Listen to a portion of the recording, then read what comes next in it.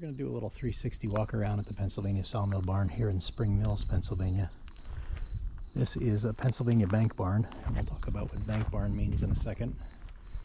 Pretty common for our Pennsylvania area to see those, but rough dimensions were roughly 50 by 80, I think, is the overall dimension, give or take. It's similar to the dimensions of our Pittsburgh barn that we're coming up with, which is 40 by 60. This is a hair larger in here. But first thing you'll notice here is it's a bank barn. So in Pennsylvania and other dairy communities, because this originated as a dairy barn, you would see the bank barn coming up where it was either built into a hillside or there was a excavated area built up so you could reach the upper level. Sometimes there was a loft inside. But in our case, in the bank barn, you'd be coming up the bank and going up there so you could reach what would be called the main level.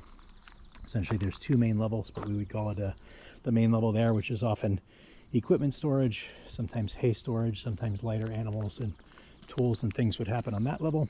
And then on the bottom area down below, we'll see this as we walk around, that oftentimes was the part where it would open up to a pasture and the dairy farm or the cows or other things, the animals and ag could come in from the bottom part. So this was a dairy barn. I think that's why I defaulted that one so quickly.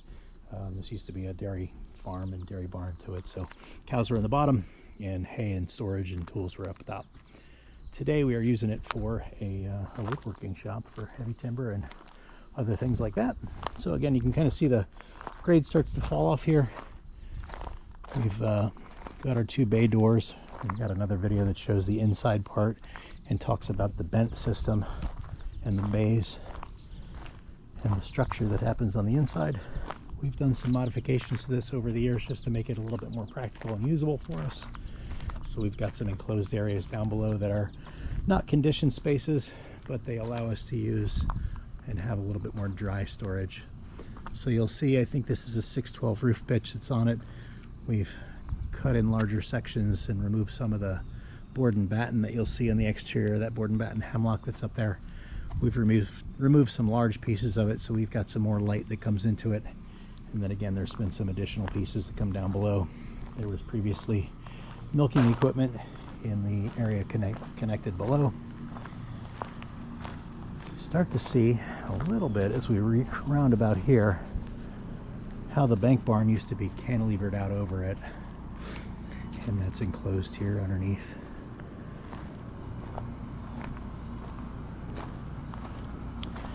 We have a larger roof overhang.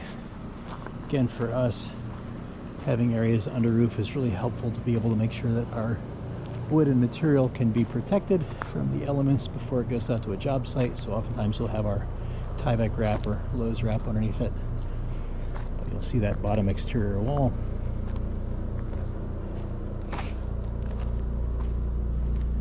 And then again, inside you'd have a bent there, 2, 3, 4, and 5. As you were to section across there. So we'll do a full 360. And nothing terribly fancy or exciting. Oftentimes, as you moved out to Pennsylvania and away from areas like New York and New Jersey where the earlier settling happened, people got away from having specific architects or trained architects building on things. So oftentimes you'll see more of a vernacular architecture as you move inland because pragmatism took over and we just oftentimes needed to build up something that could come up and be used readily and quickly.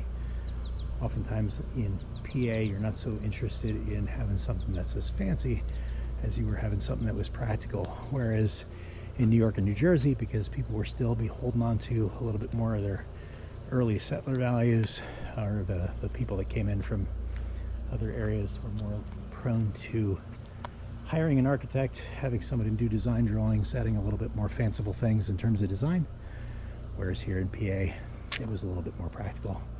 So you start to see here, we talked about this being a bank barn and how previously this overhang, over the years an additional foundation was installed and this was blocked up to be able to enclose that section.